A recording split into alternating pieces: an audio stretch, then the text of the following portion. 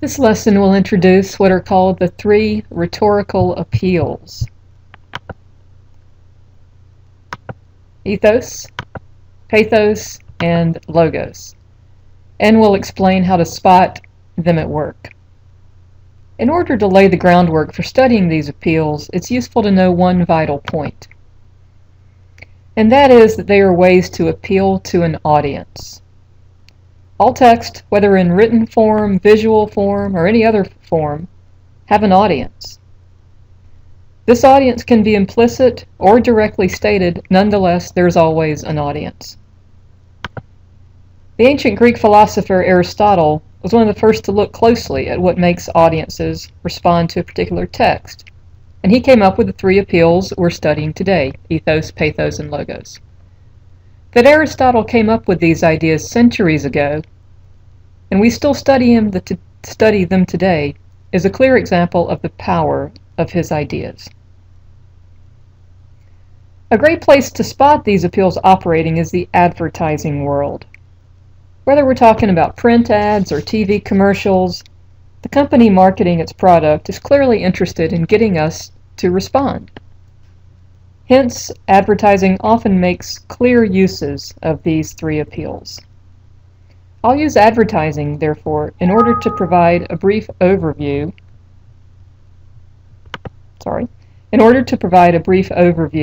of these appeals, along with some concrete examples of each. The first appeal is ethos. Ethos is an appeal to authority or character. It's an attempt to convince the audience of the goodwill or the reliability of the speaker. You can spot it when the ad emphasizes the sincerity of the speaker. Think of Mothers Against Drunk Driving, with the sincere maternal figure talking earnestly to the camera. Hello, I'm Jan Withers, the National President of Mothers Against Drunk Driving. MAD began with the goal of ending drunk driving, and today we're proud to say that drunk driving deaths have been cut in half since MAD was founded over 30 years ago. But we have more work ahead. So that's one example of ethos. Additionally, ethos can show up when a text or commercial invokes a trusted authority. Here's an example of that: Serena Williams, for instance, one of the strongest athletes, women's athletes in history, shows up in a Got Milk commercial with the milk mustache, and thus endorses a product that's supposed to contribute to strong bones. We acknowledge Serena's strength, and thus we acknowledge that milk is also a part of that strength. Hello, I'm a Mac. And I'm a PC. Hey Mac, did you hear? This commercial is another example of the appeal to authority. It's the old Mac versus Windows commercial. And we have a cool Mac guy, one who seems smart and well put together, placed in comparison to a fast-talking, seemingly unreliable Windows guy. I'll play a bit more of it. The good news? Windows 7 is out, and it's not going to have any of the problems my last operating system had. Trust me. I feel like I've heard this before, PC. What? Windows Vista's here, and it's not going to have any of the problems that Windows XP had. It's not going to have any of the problems that Windows ME had. It's not going to have any of the problems that Windows 98 had. It's not going to have any of the problems Windows 95 had. It's not going to have any of the problems Windows 2 had. Trust me. This time it's going to be different. Trust me. Okay, so what we have there is an ad that's appealing to our sense of trust, that we respond to that mellow, smart guy. He seems to be the authority.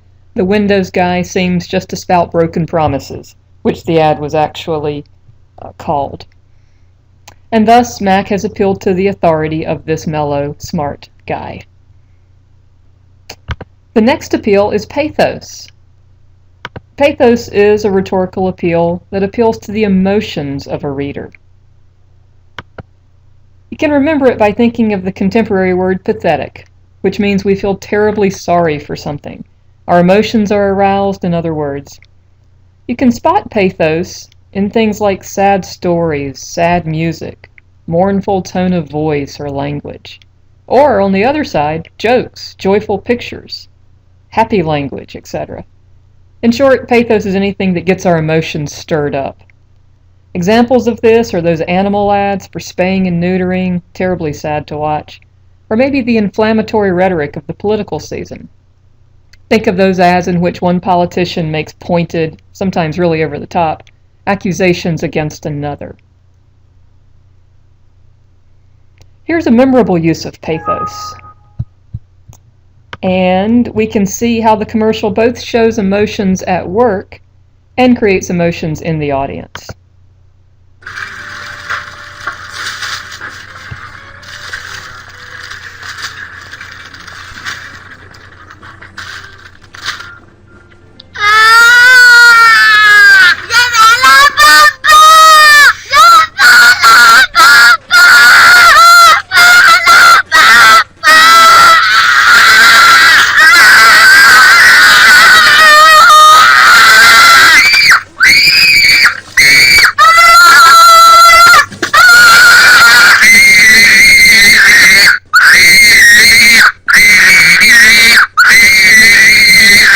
Zazu condoms. Fun, sexy, safe. Alright, so thus we have a clear and direct appeal to emotions. The kid is screaming, he's emotional, the screaming's so annoying both to us and the dad, hence it rouses our emotions. Then there's the little joke, so we get a clear attempt to arouse the emotion of the audience. Third appeal is logos. It's a rhetorical appeal that makes use of rational arguments. It's good to remember it by thinking of the contemporary word logic, which is that same thing, making use of rational, ordered, clear thinking. Certainly logos is present in direct appeals to logic, such as the presentation of facts or statistics. Think of ads that present charts or lists. Here's an anti-smoking ad, for instance, and note how the series of facts is meant to persuade, based on reasons, that smoking is bad. Or we could look at this chart for a car cover. It lists, as you see, categories and tries to convince by the use of logic that this is a smart choice to buy this car cover. But logos can be present in more subtle forms, most particularly the if-then premise, often underlying ads. The whole idea of if you use our product, then something will happen. That too is an appeal that makes use of logical thinking. Look at this Nike ad, for instance. Beautiful picture of LeBron James soaring toward a goal. What Nike is doing is using that logical argument of if-then. If you wear our gear, they're saying then you too can soar toward a basketball goal. In fact, the text itself, if we look at it, reinforces that idea. You want it to happen, it says here. Thus, Nike is subtly, or perhaps not so subtly, conveying that you should be in this very situation. Another commercial that makes use of this are the commercials for Subway sandwiches. They often present this if-then idea. If you eat our competitor's food, which they contend is greasy, bad-for-you fast food, then bad things will happen. Here's an example of that technique.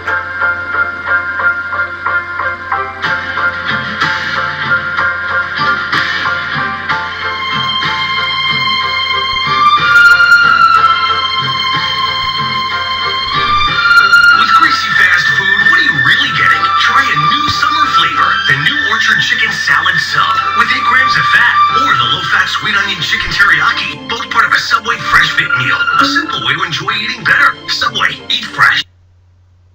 All right, so there we have Subway saying if you eat their food, then you will do things like break diving boards.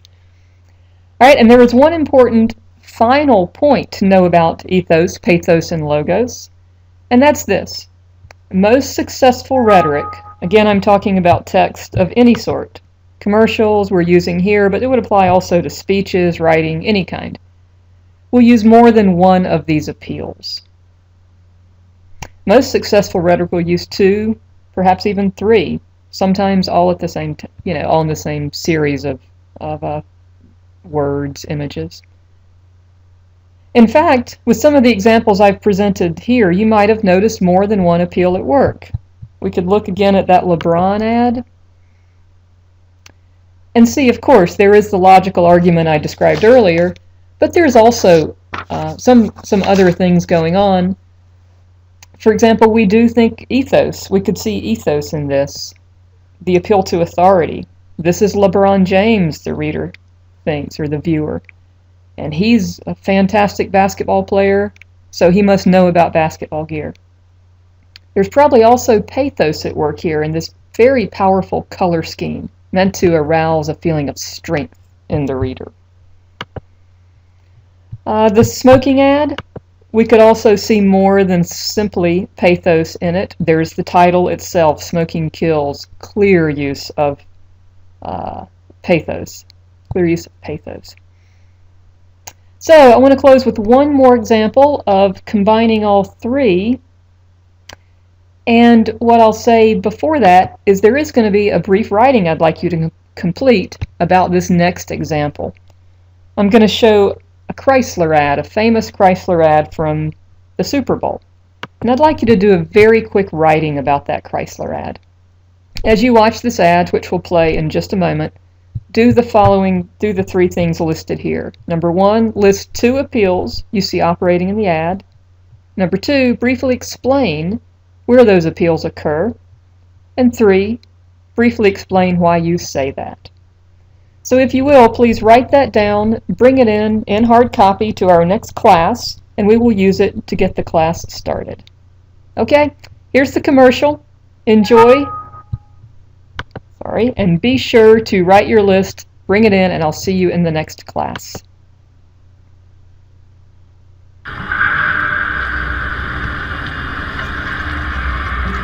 I got a question for you. What does this city know about luxury? Huh? What does a town that's been to hell and back know about the finer things in life? Well, I'll tell you. More than most. You see, it's the hottest fires that make the hardest steel. Add hard work and conviction, and the know-how that runs generations deep in every last one of us. That's who we are. That's our story. Now, it's probably not the one you've been reading in papers. The one being written by folks who've never even been here and don't know what we're capable of.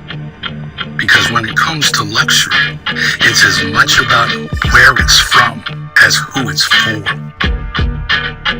Now, we're from America, but this isn't New York City, or the Windy City, or Sin City, and we're certainly no one's Emerald City.